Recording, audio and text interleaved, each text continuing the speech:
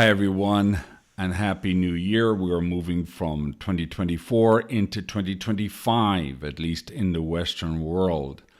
And I never make New Year's resolutions. I do think it's a good time to reflect and to maybe change some things or have anticipation for the future, but I never make resolutions. But this last week, some things happened to me. And I want to share them with you because these are things that I'm going to put into place starting now.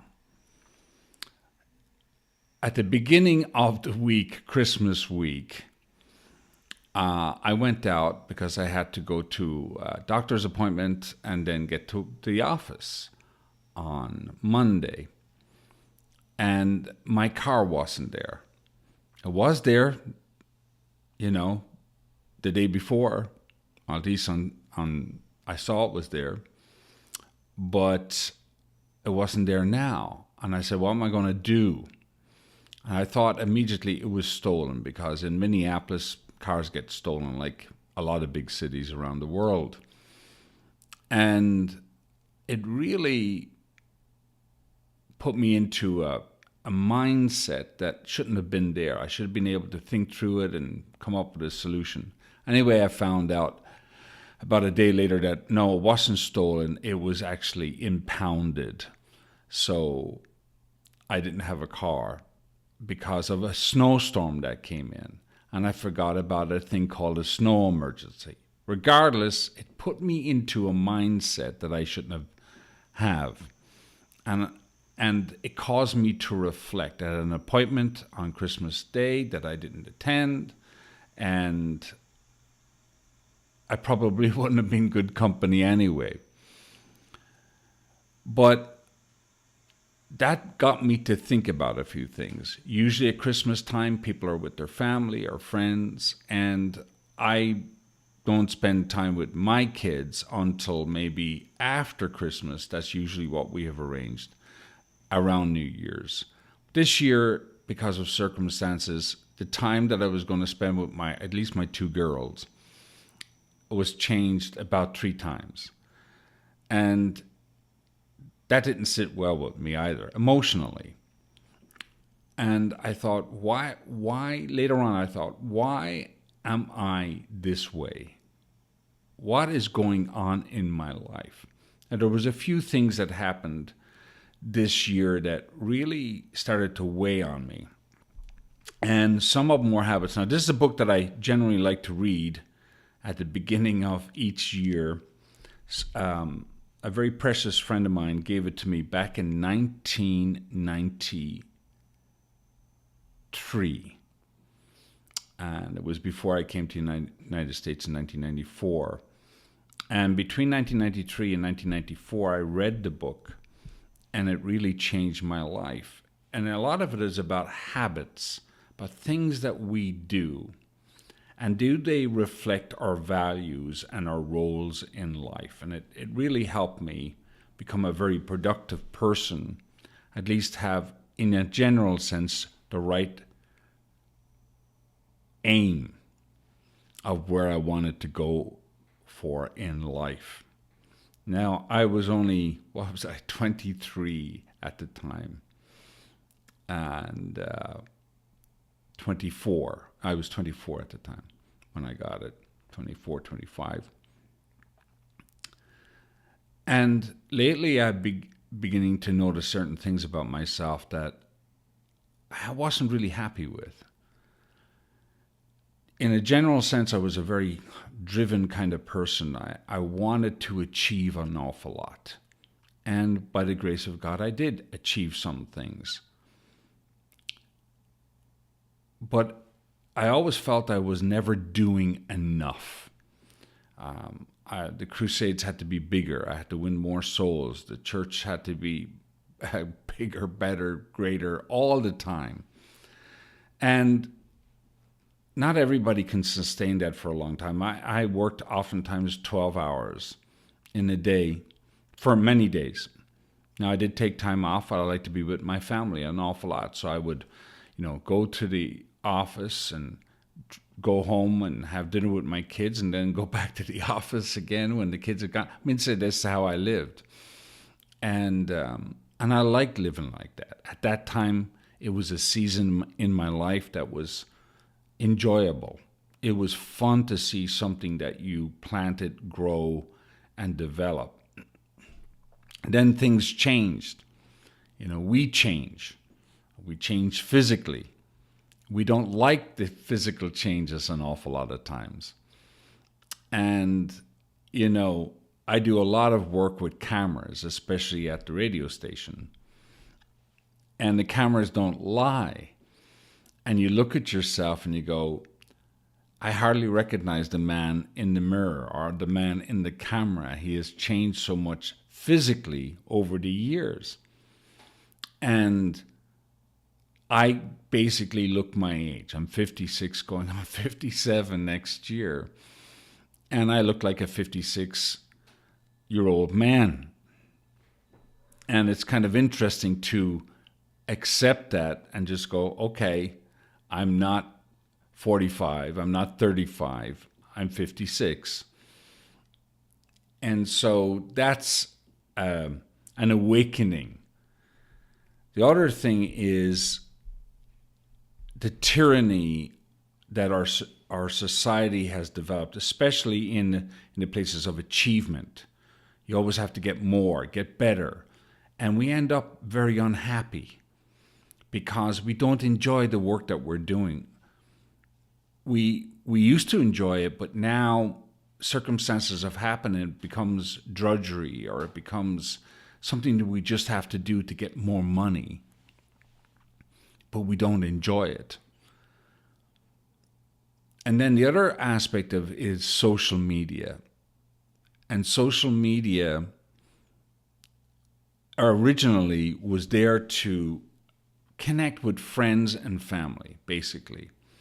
And I don't believe you need lots of friends. Years ago, when you're younger, you go, yeah, I've got 500 friends on Facebook or whatever it might be. And then the new thing is, of course, getting your YouTube channel, like and subscribe and click the bell. It's so annoying after a while. There was one guy I was watching. Every 2 minutes he was trying to build his channel, but he was destroying himself because that's all he asked for. And that's just something that we just don't want to live for. Recently, a friend of mine, a man that I haven't seen in about 20 years, called Kadak from Nepal. And Kadak found me on Facebook, and I knew Kadak, and I liked the guy. He's a really good man of God. He has a beautiful family in Nepal. But once he liked me, it seemed every other person from Nepal and India and Africa wanted to become my friend. And then people were calling me all the time, and I had to put a stop to it because it became a burden rather than a blessing. And I had to say to people, without being mean, look, I don't know who you are. I don't know where you're from. I know you're probably in need, and I can't help you. There's only a certain amount of space that you have to actually have deep relationships with people. And people use manipulative terms like, this is a divine connection. It may be if I meet somebody and there's a mutual benefit and we can help each other grow, but oftentimes it's manipulative. So I just had to say no to a lot of people that I have never met in my life. If they want to connect with me through my ministry page, that's one thing. I can maybe help them and encourage them, but I don't have hundreds of thousands of dollars to help everybody around the world. I can barely oftentimes make it myself. So it's interesting to see that social media today, instead of being a blessing, it has really been a burden. And then there's certain habits in my life. I used to run when I was a teenager, 17 miles, do 4-hour workout training sessions or a whole day workout training session. And not too long ago, I could do 2 hours of racquetball. And But that was that season. Now I'm in a new season. And so I began to embrace this new season. So Christmas week revealed more of that to me. Some habits that I had that were really not helping me. They weren't making me happy. Social media, was it an obligation to say hi to everybody across the planet? Or just to have those friends, those people that you've either met or that you either know, or your family? Because your capacity as an individual is not that great. And if you're trying to please people, you'll never be happy. It's not your responsibility to help everybody in the world. Maybe God has called you to a city, and maybe God has called you to a country, but it's not your obligation to help everybody in the world. You can help your neighbor. You can help your friend. So that's something. So it leads me to this. What am I going to do next year from here on out? It just happened that this kind of was revealed to me during Christmas. I committed to be with somebody on Christmas Day, and circumstances in my own life kind of took me away from that. So that was a negative. But God turned it to a positive, because it revealed something in me that God said, hey, this is not good. It wasn't even God even saying it to me, but I asked the Holy Spirit, show me things about my life and who I am.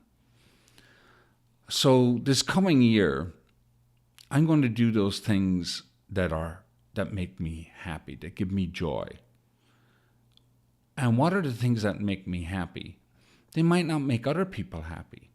I like a tidy apartment. That makes me happy. I like eating on nice plates. I don't like eating on plastic. That makes me happy. I like using real knives and forks. That makes me happy. I enjoy it.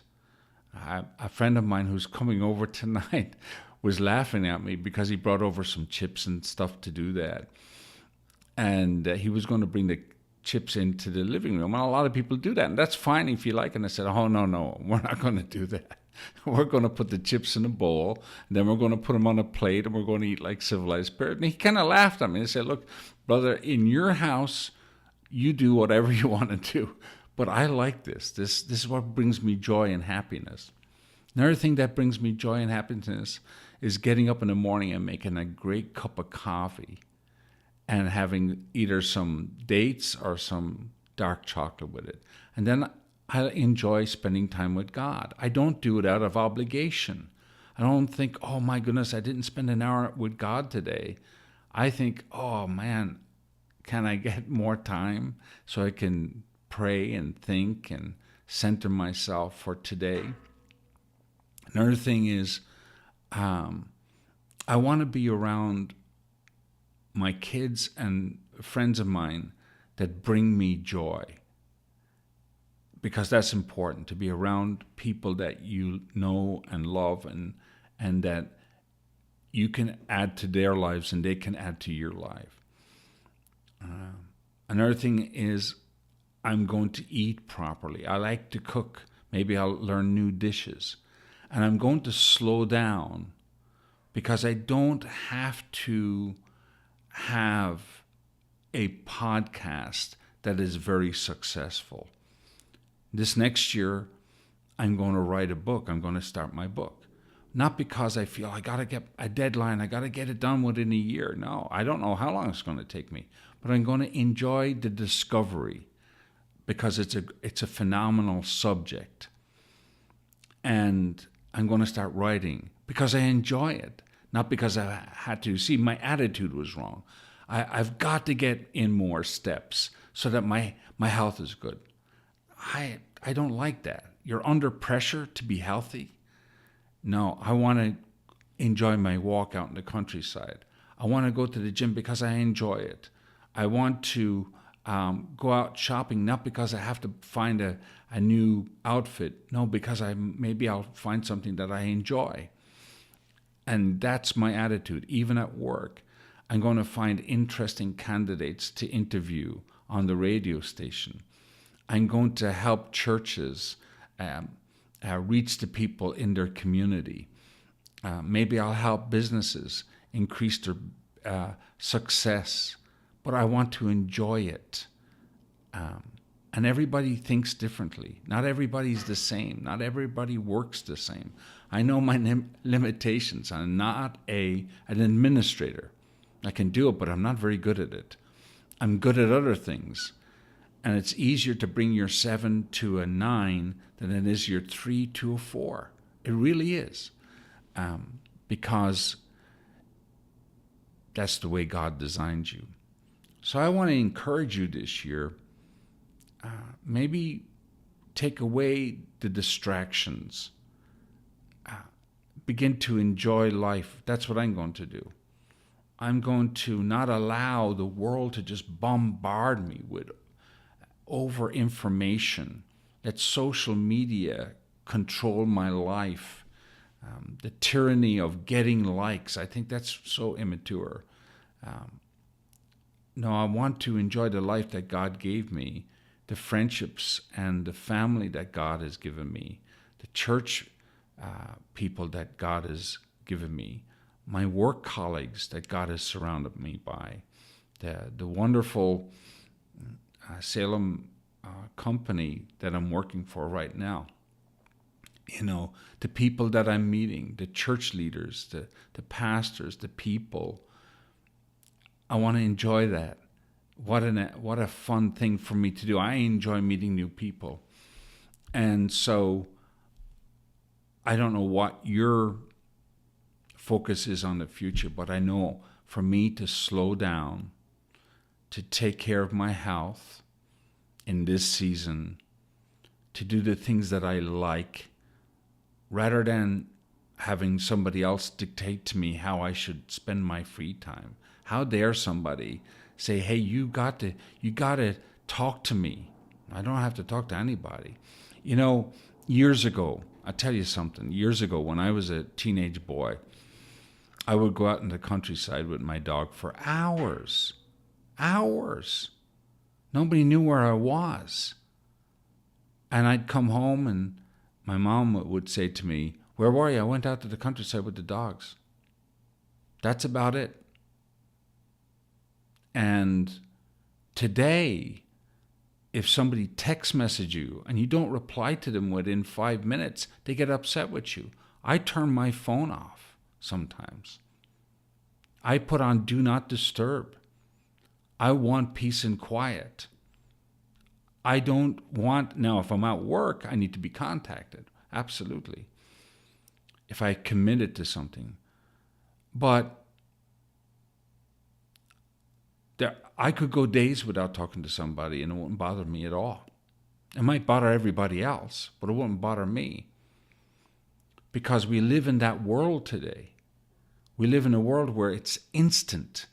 Everything has to be instant. You go up to a hamburger joint and, where's my hamburger? It's only like 2 minutes. I worked at a restaurant for a while. It was interesting to me that people were so in a hurry to get to their table, to get their breadsticks, start eating their breadsticks, order their food. Why isn't it here already? You're in a sit-down restaurant. You know, food takes a while to actually prepare. And then when I would eventually bring out the food, can I have a box for that? I ate too many breadsticks.